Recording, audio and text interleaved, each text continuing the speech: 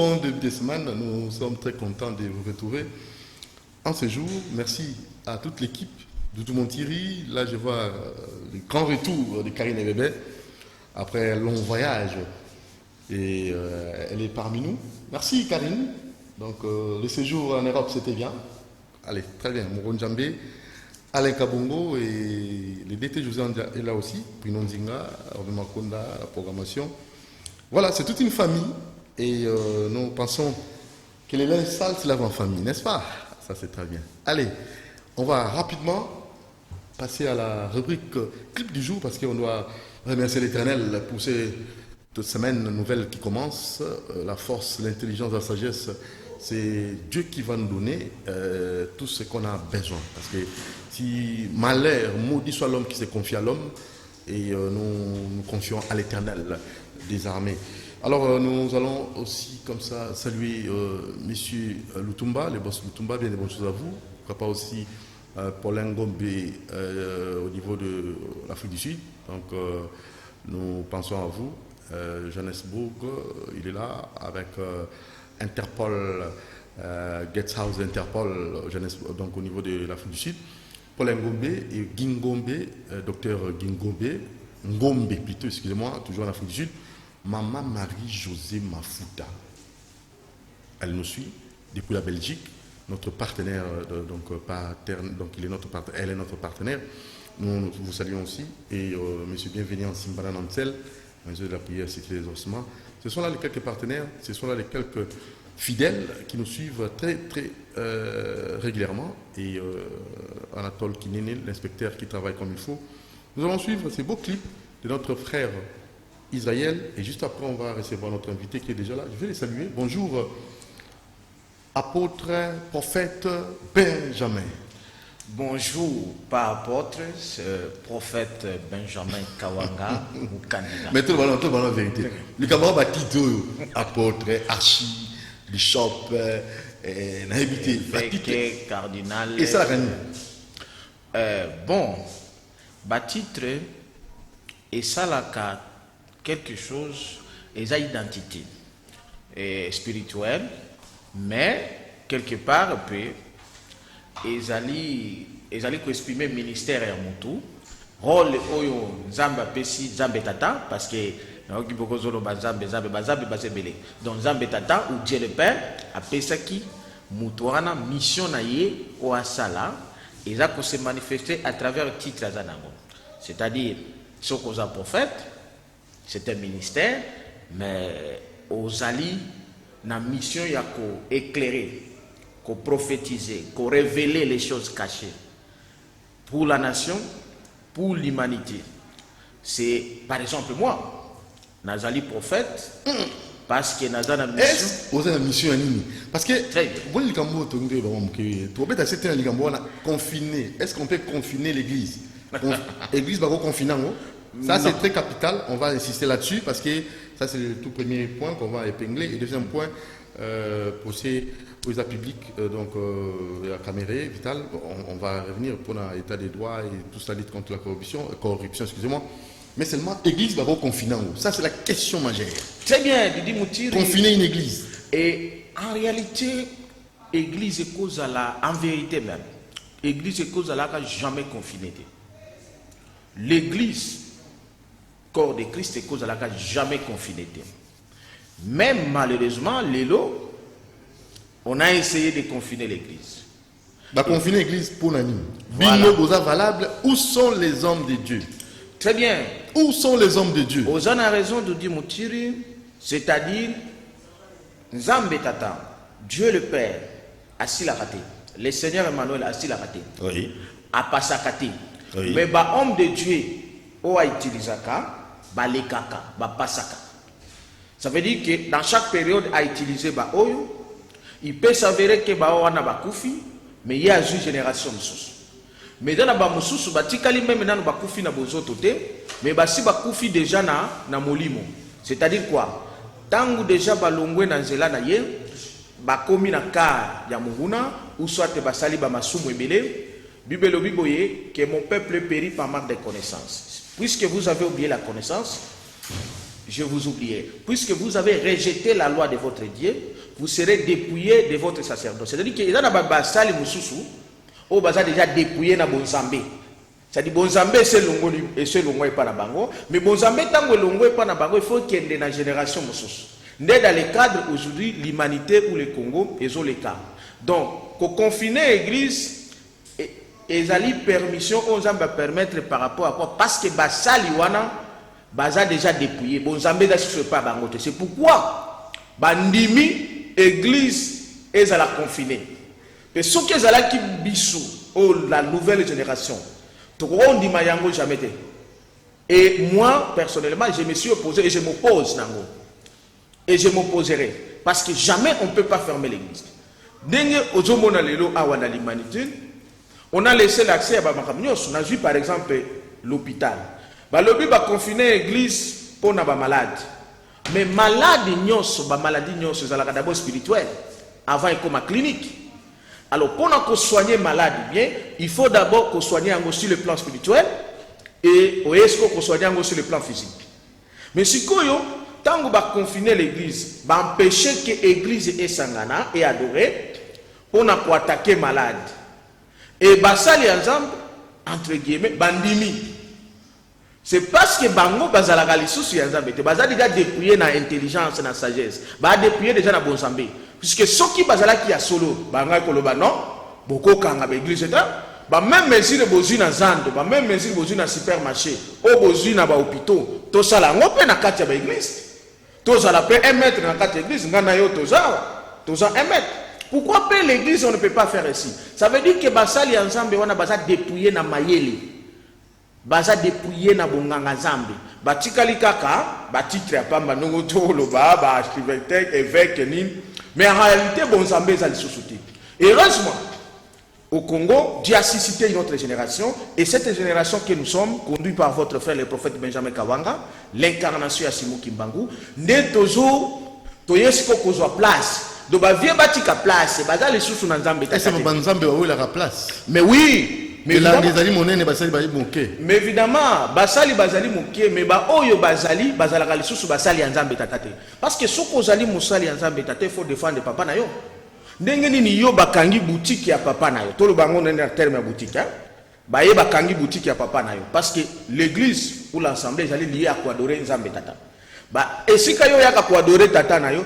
Mutumongo ayeka bazu décision no akangiango yo pondimi obeti maboko ah non mwana nyos soki baye balingi babotola lupango papa na yo okotelema mwana nyos atelemela kapona papa na ye siko yo lingi papa na yo asala ba devoir na ye mais yo mwana ozo sala ba devoir na yo te mutu nyos azana ba droit na ba devoir comment basali wana soko bazaya nzambe basali ya nzambe ndenge nini ba défendre chef na bango te yo dudu muchiri ndengo za na CCTV soki balengi bakanga CCTV balengi ba monela mokonzi ya CCTV oko défendre parce que za musala na yo les promoteurs aza chef na yo Jean-Pierre Bagombo voilà oko ça et les DG Jean-Jacques Mamba voilà les promoteurs et les sénateurs les frères Jean-Pierre Bemba oko défendre hier pour anime parce que ça patron na yo mais ndingi ni basali nzambe bakoki ko défendre les patrons des patrons les seigneurs des seigneurs les Christ et Emmanuel bakangi ba église bafani na bango kabo.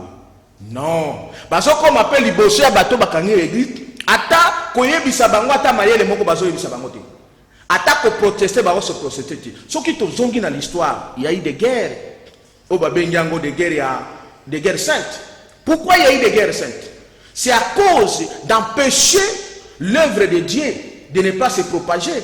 Mais les lots basali nzambe batiki kaka église fadi bo oh nzambe moko akosala oh toute autorité vient de Dieu ba vie botika na bino place bo asusu na nzambe te biso la génération constante conduite par le prophète Benjamin Kawanga toujours protester yango et nous allons se révolutionner divinement et populairement. Voilà, alors toyé ko ça la révolte te révolte divine et populaire la révolte déjà manduki te. Ah ok.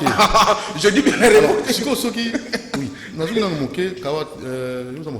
mais pourquoi n'est bino bomona qui a inventé? Vous êtes prophète. Oui. Pourquoi ne pas prophétiser bino bosengos dans la pemeni ya ba kambiamboka pour prévenir makamboko ya pour bombengi bino ba so ba prophète. Comment est-ce que boya qui a inventé ko bisata moko na mboka ba kambi boke ba kalabingi te makamboko ya tous ba précaution. Tenende konangai Didier Muchiri ozana torote. tomonaki te oui nga na monaki nga na lobaki est-ce que nga bakoyoka nga ou bien bayokaka ba o wana le plus grand bokoma politisé. Écoutez, voilà. Tendance, le plus grand problème. Tendance, il y a pouvoir. Non, non. Alors que Nzambe, normalement, la puissance n'a yé, azali kolo ya nyonso. Évidemment, le plus grand problème est zanini. Tozana ba, soi-disant, autorité au balingi, qui va prophétiser bango selon sentiment na bango. Oyo ko sepelisa bango. Osomona, la Bible dit dans, je l'ai démontré dans Ésaïe chapitre 30. Oui. Donc, batu balingi te ba prophétiser bango vérité.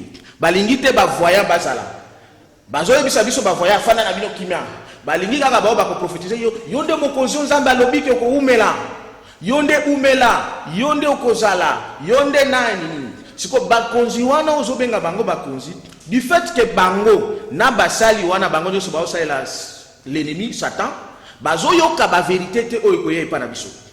C'est pourquoi ba écartaka biso nga ndenge na zolo bawa ba yokaka na zolo bana otiaka ngo na YouTube monde entier ko yoka mais sikoyo bakola na yo ngate bakola na ba oya bango o ba biso bango yokaka toke na stade Martyr tozo bondela kaka pona yo nde kaka nzambe asali ke yo nde ozala na Congo o nga na yebisi bango ke non na stade Martyr parce boke eloko ezate nzambe azate yo nani nga prophète Benjamin Kawanga l'incarnation ya Simon Kimbangu le Christ Emmanuel très bien tokosuki sa wana soko lingi to ndimanga na mutuno eza très important il faut to koma na place wana yango nazo senga boye Dudu Mutir basala to sala examen prophétique na Congo to sala examen divin basangisa dabo biso nyos bo sala biso test ndana osala test.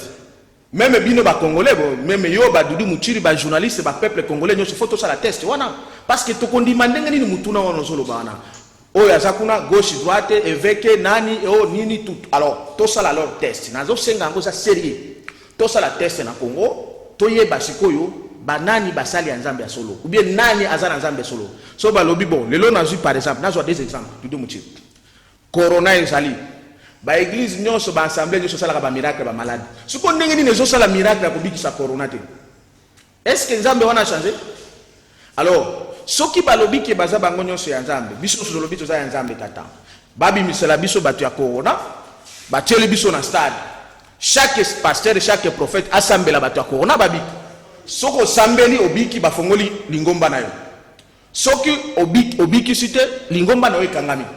Parce que désordre wana ils ont amené cacophonie, perdition, il y a toute une nation. Je dis bien toute une nation. Vous savez que Dudu Muchiri tangu désordre spirituel les alliés na mboka, yebango je vous signe, ces pays-là ne se développeront jamais. Parce que le développement ya mboka et banaka d'abord sur le plan spirituel. Et le spirituel s'exprime à travers basali ya solo. Et Kimbangu a dit ceci, lorsque le désordre spirituel est s'installer Nakati Mboka. Et quand je viendrai moi Kimbangu, nakoya installer l'ordre parce qu'il faut que l'ordre est ça. Batu mususu bako organiser ngo même ba autorité wana. Soki ba lobi le réellement que toute autorité vient de Dieu. Ba autorité ba organiser ngo parce qu'il y a le désordre dans les problèmes spirituels na Mboka.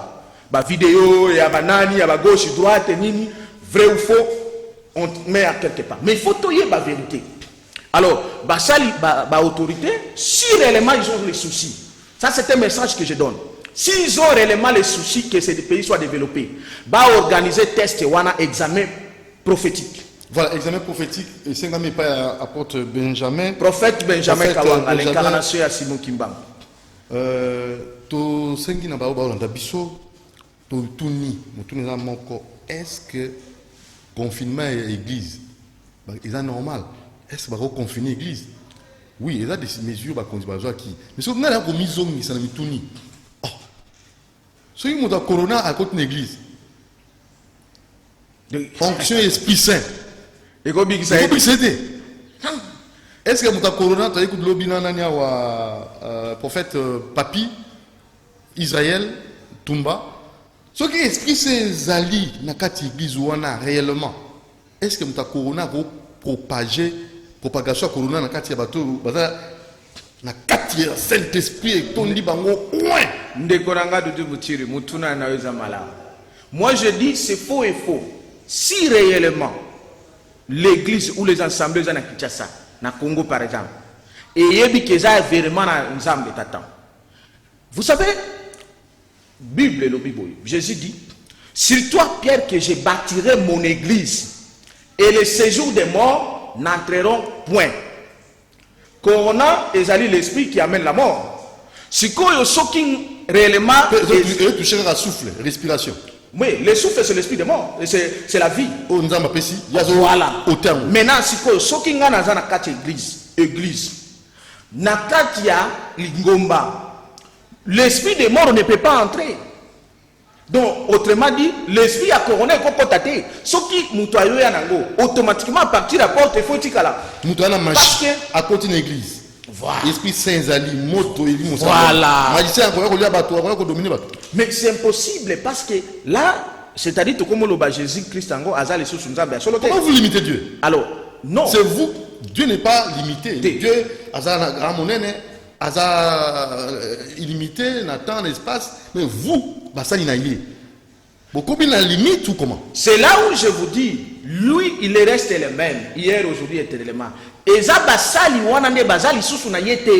c'est là où il y a le mystère, dans la Bible, prophète de Baal, Bazalaki en Zambé, après Balongwa en Zambé, comment qu'on s'allait la Munguna. Mais ce qu'on va dire dans la casquette, il a fallu un prophète Aya à la Kisabatu. C'est pourquoi moi je vous dis, 99%, il y a pas Oyo Bobenga Rabango qui va saler en Zambé, Tata Bataka Souchi en Zambé Tatate. Oyo Bobenga Bango ya Minene, ya Grand, Bataka Souchi en Zambé Tatate. C'est aujourd'hui, dans le bango, dans le micro, on a eu plusieurs fois. Batebele Bando di Mangate. C'est une preuve. Donc, Makambo ya Corona, il y a qu'au prouver que ce que le prophète Benjamin Kawanga vous a dit, et c'est la vérité que bande kunyoso wana bazalaka lisusu na nzambe tatate. Maintenant siko lokola balingi kaka koyoka te.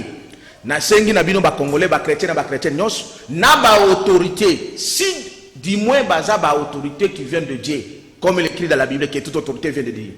Alors ba organiser examen wana. Examen wana nga prophète Benjamin Kawanga lokola na zana nga mwana suka nga na kozala mwana suka. Totala soki nzambe wana azali réellement. Est-ce qu'il y a un déjà limité ou bien batouana ne basi basila puisque batouebele basi basila na bango batikali kaka nzambe Dieu m'avait appelé, Dieu m'avait fait ceci, Dieu m'avait OK tokota na examen batunyo sona ndeko nanga de mutiri bajikisa bat babikisa bat na l'église basala ba miracle ba msusu ba basekisa même bat siko soki bolobi bongo ya malade za muke bozo ata bibembe misatu mingi hôtel biso na stade to sekisa yango kaka wana bibembe mais oui. Mais ndeko nanga de mutiri olandaka ba radio na ba télévision na Kinshasa balo baraka na seku sarabat na seku sarabat to seku saraboy to biki sarabat siko lelo ndenga nini bokimi batu bakimi malembe bonjour la matinale omoni distraction pona basali ya boye ba oyo ebele ba kufi ye à l'équipe bango nyonso na kosambela ça c'est la question souci ya offrande et komi kosala ye kosala bino réponds à la question. Banane yazolo banane bakufi premièrement ayebi prophète Benjamin bato bakufi mingi na maladie oyo na bamboke belé d'abord nazo sande kwana ayebi prophète Benjamin Kawanga te prophète Benjamin Kawanga azalaka na église te azalaka na assemblée te azalaka propriétaire et assemblée te prophète Benjamin Kawanga assemblée na assemblée na d'une église donc nazo akani mabonza te ni dimité et même là où moi je prie on ne prie pas pour la mabonzo ou bien la dîme il faut ayebi d'abord mutasolo bila na ba o azolo ba wana bakufi wana est-ce qu'il y a d'abord élément ndenge ni bakufi mais cause à la paix bakufi mais parce que ba monaki musala ya nzambe ya solo te mais soki bakutana kina prophète Benjamin Kawanga assemblée bango ba ko kufa pété je vous le dis ce n'est pas parce que ba wana bakufi nzambe azate parce que mon peuple périt par manque de connaissances ndenge yende kwana azani connaissance et dans la connaissance aussi il faut qu'il y ait bakozwa musala ya nzambe ya solo parce que kozwa pe musala ya nzambe lukuta okufi est-ce que ko loba nzambe ndaza problème est-ce que bakoki ko confiner église c'est ça la question que nous posons église pe ko la confiner basala nzambe o bazana pouvoir ya ko bikisa allô oui bonjour oui papa bonjour monsieur est en direct bien Tozo Kayo, aux en direct Tozo Kayo. Pardon? Loba toujours au en direct. Ah, dans le bien. Oui, papa. Moussala Nzambe Azul Bana, Azul Bana bien à Boïté. Mais il y a le cas Moussala Bisso, Basala Nzambe, quand on sort de campagne, Basali campagne, on va au Big Sabbath. Tandis que l'hôpital, sur la mission d'hôpital, les gens sont malades, Oyo, pas besoin même que son bâtisse, pas même qu'on lit, pas même qu'on le batte. Le banc va être qui est bien, pas d'aller à Big Sabbath. Et là, on est pétami, à un transport comme la maman Yemo, je suis content à maman Yemo. Ah, qui est le groupe d'après la bateau à Bika. Non, le coup, il y a un zambe. Et ça, il y a des besoins de voilà. N'a qu'un direct, c'est un voiture, je vais à ce que maman Yemo, à qui est comme ça, Kuna, à bon d'après à Bika. Après, il y a Bika, à Ali prophète à solo. À qui est la maman Yemo, quand tu connais la Zawana. Et ça, bien mal le coup, un zambe, au monde, à la macate, na bon monde. Merci. Mais est-ce que l'église est la confinée?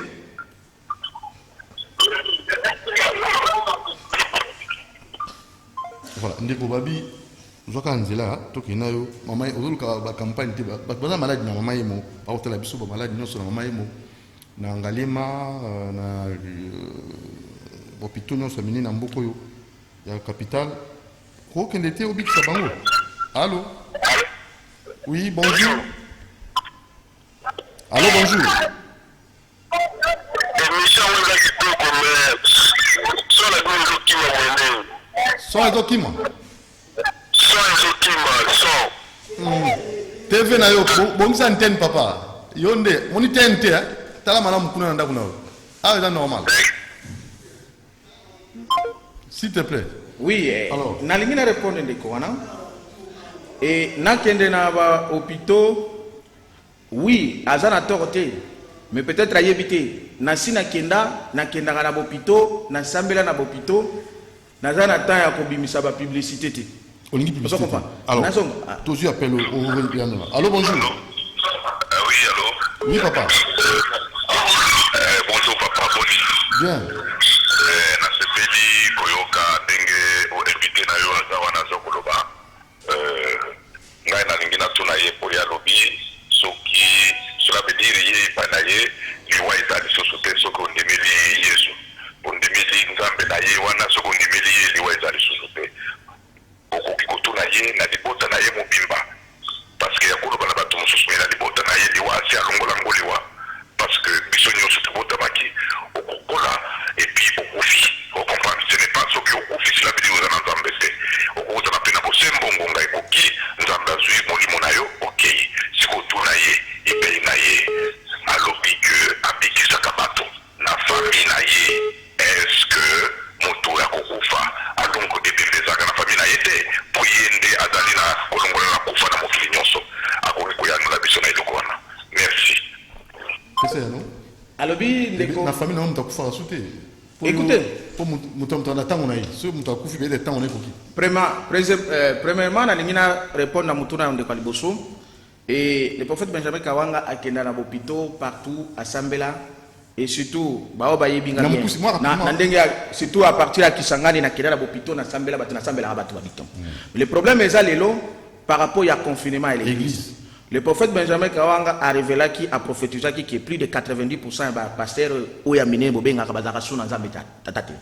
Et les lots préveillés comme on a bandimi bakanga église o bango bazala babengami basali ya nzambe et musali na bango musala na bango nzambe faut basali lango na ndako ya nzambe. Mais ça mitina Rome. Eza biro na bango. Tina Rome, ti pape. Problème est oui, c'est pourquoi on a vu que même à partir ya pape azali sous na nzambe te. Pape azala sous na nzambe te. C'est vrai ça. Je vous dis pape azala na nzambe te. Oh, ce que vous avez dit, au comme la Nzambe tata azana kati ya Congo. Au comme la thermomètre oui baba sala nzambe. Mais évidemment bongo ndenge nini Eli ayeba ke basali wana bazali sous ya nzambe te. C'est ça un prophète. Je vous dis que papa azala sous na nzambe te ni cardinal o azo représenter azana nzambe tata te. Mais ce qui siko boboyi yango na lobi to kota na examen. Na cardinal. Mais oui. Mais on bi nzambe na Congo, mais là ya na Congo. Mais ce que azana nzambe lokola azana Congo, azana identité. Nzambe azalaki na Israël à partir de la présence ya nani? Le Seigneur Jésus. Avant ça, à partir de la prophète tel que Élie, tel que Moïse. Donc, Nzambe azalaka na identité. Alors, ce qui Nzambe azalé ni ko bateke batinyo so de ba na Nzambe. Non non, puisque le Seigneur Emmanuel est au Congo, azana identité. Et son représentant le prophète Benjamin Kawanga Zawana. Et donc, problème est que Batebele Bazoye va tenter. Le temps a changé dans l'espace, c'est-à-dire dans le spirituel et sur la terre. Alors, tant qu'il y a des apôtres, il y a l'église catholique et romaine, où ils allaient chapeautés par les papes, et c'est là depuis 2000 ans. Maintenant, aujourd'hui, c'est le temps des prophètes. Et le temps des prophètes, et l'église des prophètes a commencé au Congo, par la présence de Christ et le Seigneur Emmanuel. Et les représentants n'ayaient le prophète Benjamin Kawanga. Tous dans l'appel, Makamoué Magao. Donc, il y a des représentants. Et là, maintenant, on va qui t'a mandaté, papa? Le Seigneur Emmanuel. Ah, mais beaucoup ça soit moi. Donc, il y a des représentants. Aïe, attends un peu, je vois quelqu'un déjà en ligne. Voilà, parce que allô? Allô? Oui, papa. Oui.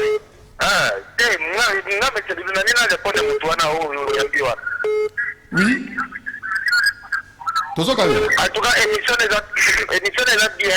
Elle doit permettre que Bena Bassala Ndam de Moussoma, soit disant Bassala Ndam de Moussoma, la moitié de la foi. Oui. Mais à qui on cause ce bâtiment? À qui on sera la bâtie, on sera la wana. Quand on a dit que c'est la inefficacité de la baron. Il y a un moyen de se dire que la baron tente. Bâtiment, on le caractère de la faute à la bâtiment. Pourquoi? Nous avons des débats, soit disant qui est dans le gouvernement de Maramunioso. Mais on comprend qu'il y a des débats qui sont dans la bâtiment. Il y a un point à venir, il y a un point à venir. Est-ce que c'est normal? Mutuni ni yobi ça déjà. Et puis pourquoi tu as encore ça va tuer papa nanga. Il n'a pas fait ici ni comme congolais. Oh il a fait ça maman comme maman bondani de ça. Et ça bien. C'est pas très bien. Moi il m'a pour moi la vie se botter le bazambe. Tu as critiqué les autres hommes de Dieu pendant que yo nous a même le belino. Ils ont été déjà dans la confusion. Hein de côté de la civile émission là yo mais yo ne côté que la mutazambe wana tenter. Voilà, Ndeko Balbi, coronavirus c'est la question inefficacité bino basala nzambe. Pourquoi tu bois bango nyonso? Mais évidemment.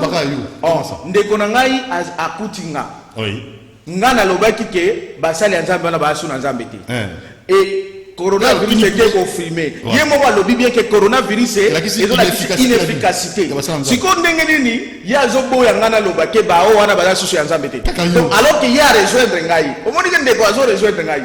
Coronavirus c'est un message prophétique. Ngai bato ba yebi na prophétisant maladie wana bakota na YouTube. Le 15 juin 2019 que une maladie ko banana Occident o eko sala ba problème mais eko permettre à ce que ba africain na ba congolais ba bongama pona kozonga na Afrique na Congo parce que c'est la chute de l'Occident tel qu'avait prophétisé Simon Kimbangu. Les noirs deviendront les blancs, c'est-à-dire les noirs au bakendaki ba kozonga. Et c'est le temps na bango nde ezali kobongama parce que l'Occident est en train de tomber.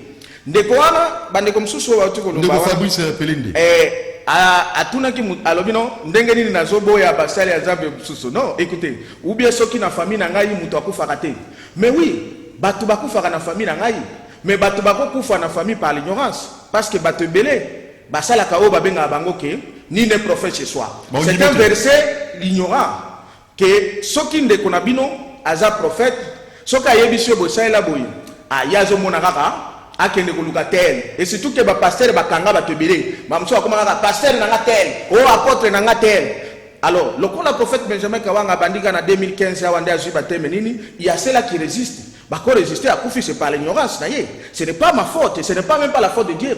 Deuxièmement soki tana e koki na lingi to la réflexion moko wana batebele bazolinga komona ke soki batu bakufi na Congo surtout en Afrique que Nzambe mutu alingi ndenge wana Nzambe mutu apesaka Nzambe mutu azoka na ute kolanda meme un évêque moko azoloba ndenge wana ou Nzambe moko mutu alingaki ke mutu wana kufa. Mais papa, est-ce que batu nyonso bakufaka na Congo na Afrique baza Nzambe ndia permetaka bango bakufa? C'est faux. C'est faux. C'est faux parce que sokotali d'abord âge minimum na kati ya Bible espérance de vie pas espérance de vie Tina 60 voilà, espérance de vie est à plus de 60. Nous sommes dans un pays 60 voilà, cinquantaine d'ailleurs 50 60 voilà. Tokei na base wana scientifique balobi espérance de vie na biso 60 ans d'âge. OK. OK, non aussi dépend de la condition dans la vie voilà, très bien. Ce que tozongi na Bible ezoloba nini mutu soko akufi na 100 ans akufi jeune. Au lelo na Congo toza plus ba chrétien. Siko ndenge nini tozokufa na 60 ans. Soki tokufa na 60 ans, siko 40 ans mususu wana etika la rekena wapi. Et donc, kokufa na 60 ans, et sa volonté en Zambété. Donc, selon Zambé, il faut moutoir plus ou moins à 100 ans. Tous appellent, pardon. Allô? Allô? Allô? Oui, bonjour. Allô? Bonjour. Allô? Oui, bonjour papa. Est-ce que vous avez confiné l'église? Ouais, Neko Michel Abingvino na Mama Fula. Oui. En tout cas, papa, pour Nangaye, ceux qui confirment si l'État fait quand l'église de réveil. L'État, quand on a l'église de réveil. L'église de réveil, comment est commis sur la passion à l'équipe moi je suis établi, tout ça banni. Tout ça plus de 80 millions de Congolais. Alors que l'église est belle. Aux aventures, dans l'état Kanga, toujours dans l'église communautaire, catholique, armée d'Isali, banani, banzambe malamu, tout il faut balongwa. Comme aventure, comme théâtre. Très bien. Très bien. Donc, au fait, confirmer l'église, il y a une église de réveil, pendant que on est là. Oui, ce qui ne connaît le Bibakanga, église de réveil, en autorité. Que église de réveil, Kangama. Pourquoi moi, je ne suis pas dans une église de réveil, premièrement. Moi, je ne suis pas de l'église de réveil. Nekwana, ce que le Bibakanga réveil, en autorité. Mais, si il y a Asuki, à quoi le bagage quand arrivé était bâti protestant ou bien Zambé Malam ou bien église catholique na bandi na église catholique a évité am sous ordre dans Zambé ba église de réveil non soit dépendant de l'église catholique et romaine. Je dis bien ba église de réveil non so bomo na wana sur le plan ya bon Zambé et dépendant de l'église catholique et romaine. Et ce qu'on t'a histoire au comment na que église catholique ndé et boti ba église de réveil wana nyos et voti ba protestant et voti ba communauté ko bota ba église de réveil.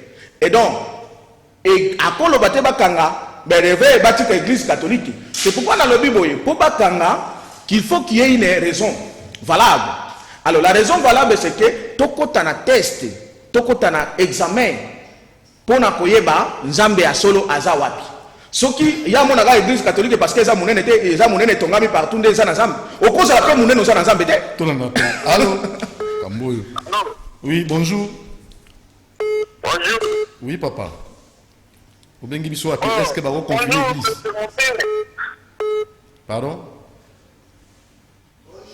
Oui, tout ça, quand même, papa. Bon, la voix n'a dit non, l'émission a dit non. Oui. La voix n'a pas soi-disant, pasteur, prophète.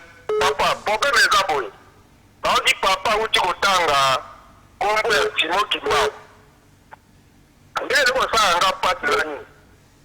Timo qui m'a ngo ba tanga kawana, mais mission qui m'a ngo elaka, il a passer mon côté à la ndaka lokolo wana. Bangu tango abotani, abota kama la famille protestante. Tango leo zo inspiration ya Nzambe ya bakoko na Nzamba pour qui m'a ngo telemeli ba tango, a passer, a lobi ba noir, tozo nga biso nyonso la buzabe ya bokoko. Mbangu soka yebi akenda na l'église qui magit aluka livre mo comment la passion de Simon Kimbangu la livre one journaliste juge sur même d'appartement en 1958 après qu'il a bien Kimbangu a passé la vie de la Kamba pour la examiner que la Kamba est la vie donc la Congo Kimbangu a le droit de 1921 l'église vision son éco-kangaba. Et là, on prophète qui m'a le bagapo, un missionnaire, un ingénieur, un mission colonisation spirituelle. Comment on a un problème spirituel? Il faut la libération spirituelle des politiques au fondement économique au fondement. Et puis, libération spirituelle qui m'a le belaka, les gens à dire que il y a un soutien, et les gens à Bundari à Bokoko. Les gens à Chiro, à Sel à Bokoko, à Bango, et à Jésus, par exemple, à vendredi. Ils sont à l'île de Togo et Kimbao pour la mercredi. Il n'y a pas un vrai prophète de la Congo à part Kimbao. Nous avons encore le baron les pas d'effraction, pas d'effraction. Ok.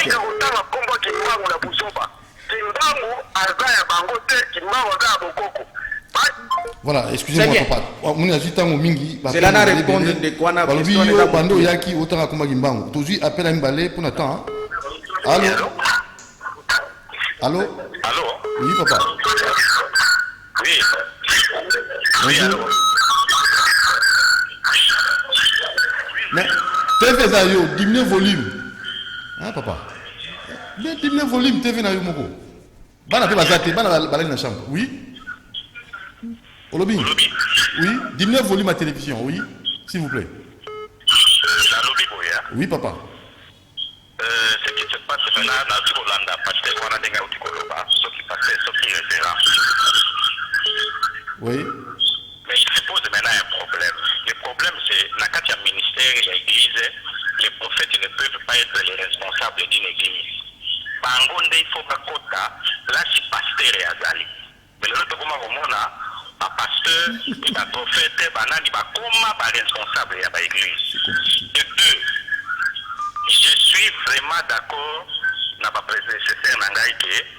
Il faut pas kanga ba église de réveil. Donc confinement que me battre dans le là. Simple na bamboka na biso. Vous savez pourquoi tous les distraits ba jeune tant on bazona na ba émission ndengwana ils vont plus se donner na mosala. Alors il faut comment ça que moto afandi na zelanda be asala non. Dans la ça va comparaison que non biso to koleka mindele non. Il ne sait pas que mindele na époque na bango ba souffrir makasi pe ba kufa ebele même na ba âge moins que 60 ans. Mais quand ils se sont rendus compte, c'est après, bah, ils comprennent que c'est, oui, bah, ils doivent évoluer, et bah, qui a ça la monsala avant. Moi, je demande quand même à la gouvernement à Bissau, que bah, jeune, bah, ils belé, et que ça là, ils ont bah, l'église, ils ont une distraction, comme ça, tout marchait convenablement. Ceux qui ont continué à vivre avec les pasteurs aventuriers, les prophètes et consorts, tokotikalaka kosala eloko moko te na Congo. Et le messieurs oyo yauti kolanda wana tanazokoki na kisangani asambela banini. Soki omoni moto ye moko akomi koloba ke ngai naza boye. Non, c'est un aventurier. Okay. Moto amikumisaka te bato nde bayaka koloba babien na ye. Pourquoi lui maintenant il refuse tout le monde, il se prend maintenant que yende ayede nyonso. Moi je trouve que c'est une aberration pire et simple et qui ne doit même pas passer la télé pour présenter ma émission à des mois. Merci beaucoup. Oui, ndeko Dudu Muchiri permettre ngana répondre bandeko mibale. Na bandika na ndeko oyo asuki shawa. D'abord une fausse thèse ndeko asuki sinango ya koloba ke mutu akomi kumisa te bato mususu nde ba kumisa ye. C'est faux, c'est une fausse thèse. Mutu ye moko d'abord nde amiye baka. Nde mutu wana akolakisa ki nde siko à travers ba eve na ye bato siko musu ba kumisa. Na zongi na Bible. C'est Jésus lui-même qui a dit, mon père m'a envoyé. C'est Jésus lui-même qui a dit, avant qu'Abraham a fait, je suis. C'est Jésus même qui a dit que je suis le chemin, la vie et la vérité. Et ça, rapidement. Comment est-ce que vous m'avez l'église? Écoutez, très important. Prophète à cause de l'église, c'était prophète à cause de la quatre églises. Oui, il y a une église. Naza, na quatre églises. Donc, je n'ai pas une assemblée ou une communauté. Je suis dans une église. Ça, Azanator, parce que l'église. Hein? Oui, dans une communauté. Dans une communauté, je n'ai même pas une assemblée. Je suis dans une église. Ça, c'est un. Alors, prophète, il y a un ami. Moutou yemoko d'abord ndi amiyebaka. Ndeko ndeko zana soko miyebaka te ozana problème. Il faut d'abord moutou miyeba, nde o présenter batu je suis tel. Siko batu bakoluka siko ba prouver oyo présentaki bango na culture parce que soki moutou yomoko miyebite ozana. Tika kotanga komba Kimbangu. Par rapport ya Simon Kimbangu, bandeko bolanda nga bien. Nalingi bandeko balanda ngana ba émotion te. Na ba tempérament te parce que na yebi ke moutou amutazana ba foi na yeba nini na ye. OK. Je suis l'incarnation, le véritable incarnation de Simon Kimbangu. Je vous explique. Le véritable incarnation de Simon Kimbangu. Alors, mais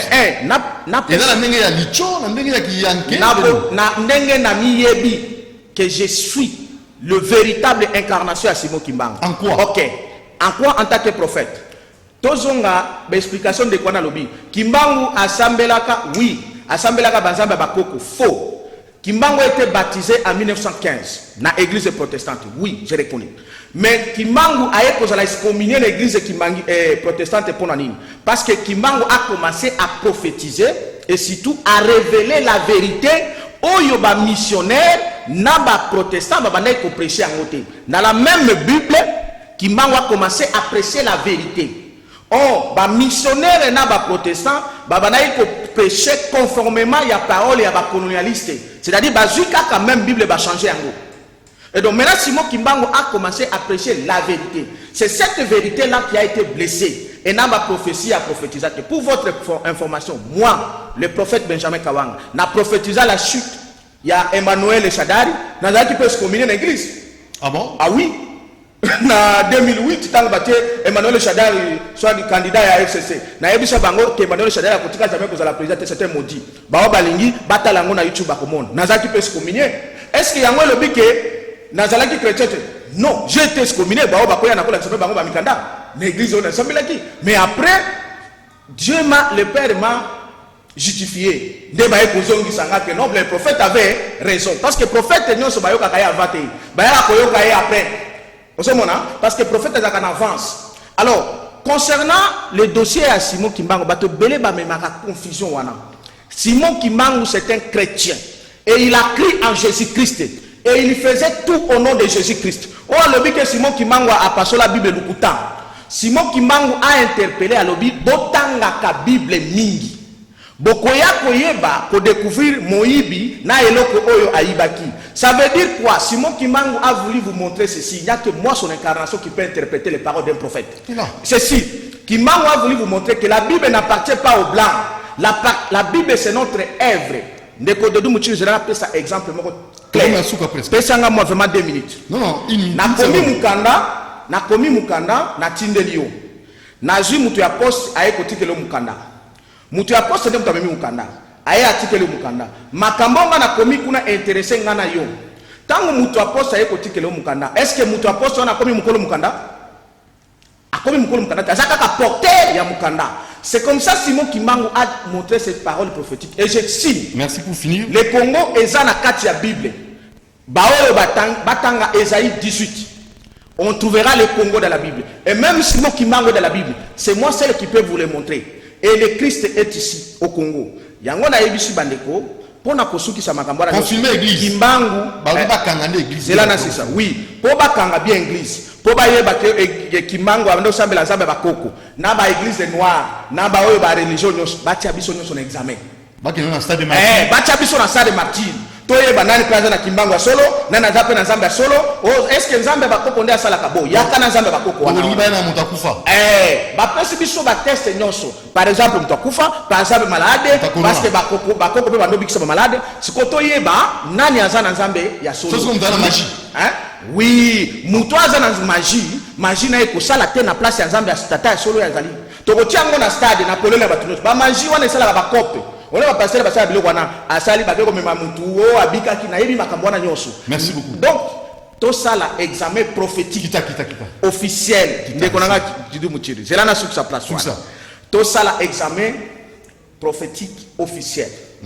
Yangonde amener vérité au Congo. Parce qu'après ça nous avons la deuxième indépendance qui nous attend le mois prochain.